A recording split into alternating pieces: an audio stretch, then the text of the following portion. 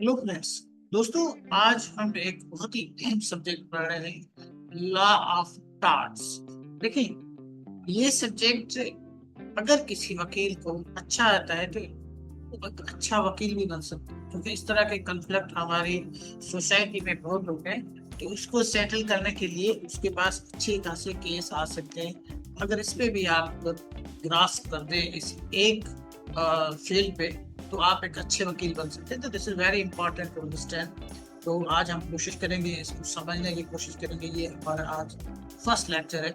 इसको थोड़ा देखते हैं। देखिए, सबसे पहले तो ये समझ में आना चाहिए, कभी भी वाइवास होता है, आपके पास कोई इम्तिहान हो या आपके पास कोई इस तरह फाइनल में कोई वाइवास हो, आपको सब्जेक्ट जो है उसकी एटलीस्ट अच्छी डेफिनेशन आनी चाहिए।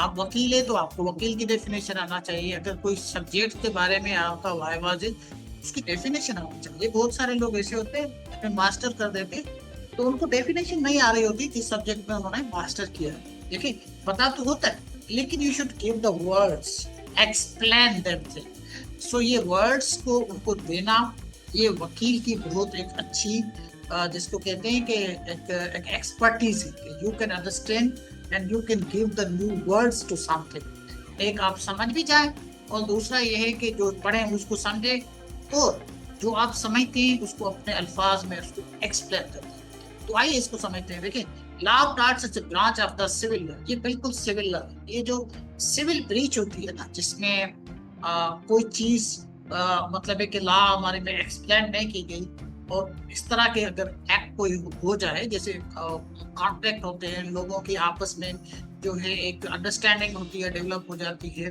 उसमें अगर कोई बंदा, कोई बंदी या कोई शख्स उसमें अगर कोई ट्रांसग्रेशन करता है, कोई उसको क्रॉस करता है या किसी को नुकसान देता है, उसको कहते हैं टॉर्ट्स। ठीक है ना?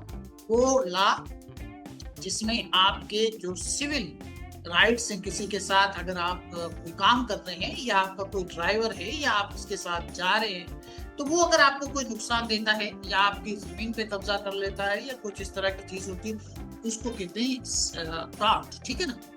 The law of the tort is the branch of the civil law. आप बिल्कुल सिविल लॉ की कह सकते हैं, लेकिन सीपीसी ये बाद में जाके लगती है, जब आपके पास कोई आपको एक वकील ही बता सकता है कि उसकी नौयत क्या है। ठीक है ना? आगे हम इसको पढ़ेंगे। Remedies person to suffer injury or damage due to the wrongful act or the omission of others. The term tort originate from the Latin word tortum meaning के wrong। कोई भी गलत काम अगर कोई इसको कोई शख्स कर दे, तो उसको हम टॉर्ट्स कहते हैं। अब आते हैं, इसको थोड़ा सा आगे एक्सप्लेन करते हैं। लेकिन दूसरे हर जो अपना जूरिस्ट होता है उसको अपने तरीके से इसको एक्सप्लेन करता है। और this liability arise from the breach of the duty primarily fixed by the law, and the breach is redressable by action of the unliquidated damages। देखें, बहुत सारी ऐसी चीजें जो किताबों में नहीं लिखी हुई, उसका डैमेज जो है अगर हो गया, तो ये कोर्ट ही उसको डिसाइड कर सकती है। कोर्ट विल डिसाइड कि इसका डैमेज क्या होना चाहिए, इसका रिड्रेशन किसी करना चाहिए। ठीक है ना? आपने फॉर एग्जांपल किसी का एक्सीडेंट कर दिया और उसका डैमेज हो गया, आप कंपेंसेट ऐसे किसी किताब में नहीं लिखा, तो कोर्ट विल डिसाइड कि इसको कितना कंपेंसेशन इसको मिलनी चाहिए, इसको कितनी सजा मिलनी चाहिए। ठीक है ना? आगे चलते हैं। इसकी सालमन साहब, वो भी एक जूरिस्ट है, उसने भी कहा टॉर्ट इज सिविल लॉ का खुद the remedy is a common law action for the unliquidified damage. Unliquidified damage वही होता है जिसको आपको पता नहीं है। Court has to decide, court has to decide कि इसको क्या कंपेंसेट करे और क्या इसको जो है सजा। ठीक है ना? फॉर एग्जाम्पल कोई जख्मी होता है, अब इसके हम मकासद भी पढ़ लेते हैं। Objective of the tort law क्या है? To compensate the injured person. किसी शख्स को आपने जख्मी कर दिया है, ठीक है, तो उसको कंपेंसेट करना है। To protect a legal rights, उसके जो लीगल राइट्स उसको प्रोटेक्ट करना है। टू रामफुल कंडक्ट, ये इसको रोकना है जो अगर कोई गलत काम हुआ है। To restore the injured party as far as the money can to the position they were in the before the harm. अगर किसी को आपने ज्यादा डैमेज कर दिया है और उसको बिल्कुल पीछे चला गया है, उसकी प्रॉपर्टी डैमेज होगी, यू हैव टू कंपेंसेट, उसको पहले वाली पोजीशन में आपको देना है। To promote justice in society, और एक सोसाइटी में एक जस्टिस हो। अब इसके ये आपको जो भी पता है प्लेंटिफ को उसको प्रूव भी करेगा कि ये चीज वाकई हुई है, ठीक है ना। ये essential of torts है existence of the legal duty, breach of law, legal duty, actual injury or the damage or causation between the wrongful act and damage, ठीक है ना। ये चीजें होनी चाहिए, तो उसके बाद ही आप इस एक्ट को इस्तेमाल कर सकते हैं, ठीक है। कॉमन एग्जांपल आप देख सकते हैं, road accident, accident caused by negligence. अब रोड एक्सीडेंट के लिए अक्सर लोग आपने देखा होगा बहुत सारे लोग मार देते हैं, लेकिन बाद में वो रिलीज हो जाते हैं, क्योंकि रोड एक्सीडेंट्स में ज्यादातर ये नेग्लिजेंस आप प्रूव नहीं कर सकते कि किसी की इंटेंशन थी कि वो रोड को एक्सीडेंट कर, क्योंकि थोड़ा बहुत उसका भी नुकसान होता है, कौन चाहता है कि उसका नुकसान।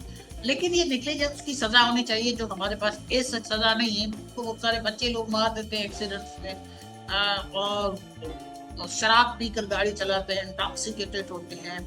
और इसके अलावा आप देखेंगे तो वो जो हमारे ट्रैफिक के जो रूल्स रेगुलेशन है, they don't follow them properly, so they do and commit so many wrong things, but उनकी ऐसी सजा नहीं होती जो होनी चाहिए। डिफेमेशन, ठीक है, ट्रांसपास, जो ट्रेसपास है, सॉरी टू लैंड, अगर आपने किसी की जमीन हथिया ली है, कब्जा कर लिया है, उस पर काम करना शुरू कर दिया, तो ये सारी चीजें उसमें असाल्ट ऑन द व्यक्ति, ठीक है ना।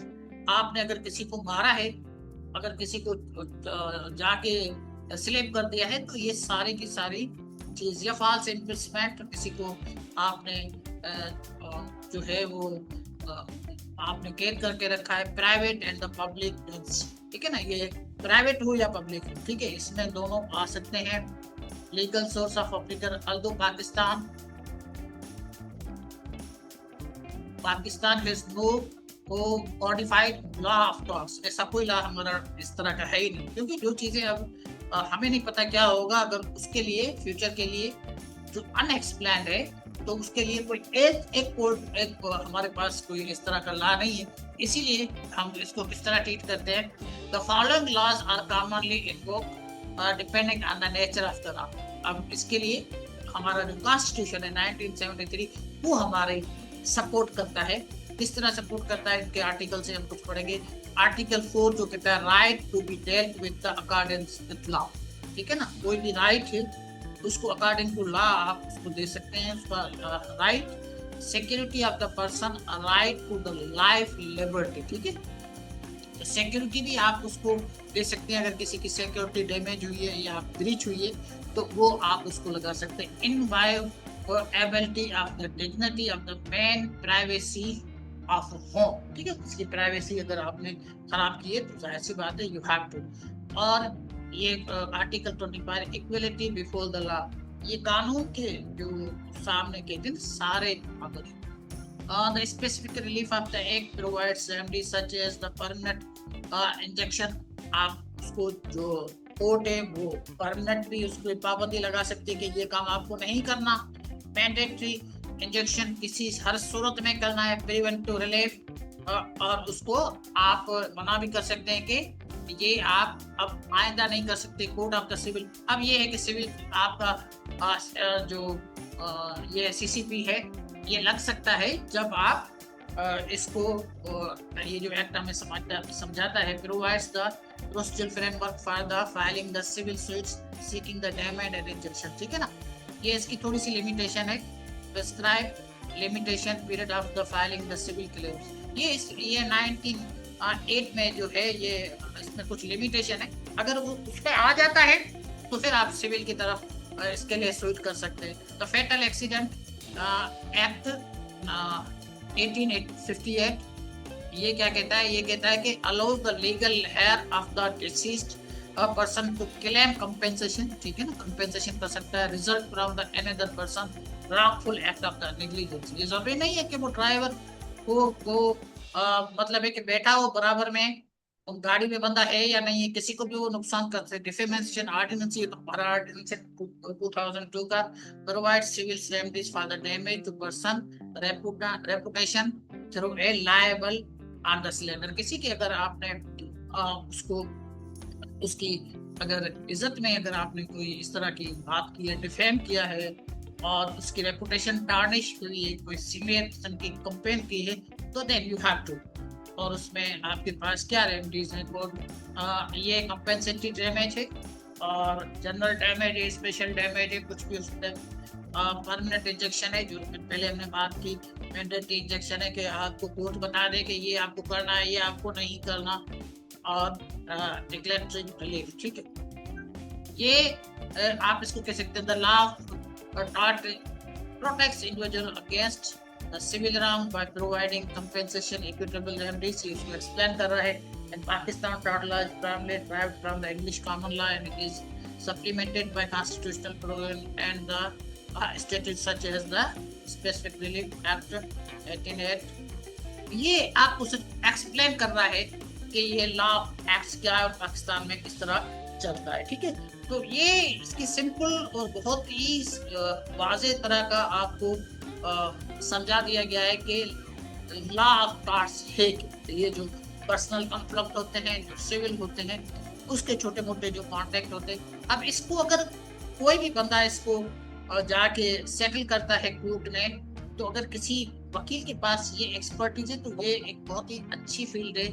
सिविल में अगर किसी के पास ये आता है, कोई एडवाइस करता है, कोई कंसल्टेंसी देता है कि भाई मेरे साथ ये हो गया है, मैं क्या करूं, वो भी अच्छा खासा कमा सकता है। तो मेरी लास्ट में आप दोस्तों से गुजारिश है कि इस चैनल को आप सब्सक्राइब करें और हम बहुत जल्द जो कुछ कोर्ट में होता है, जो बच्चे कॉलेजेस में पढ़ते हैं, उनको अगर कोर्स के बारे में कोई चीज़ें सीखनी है, वो भी हम बहुत ही कोर्स जल्द शुरू करने वाले हैं।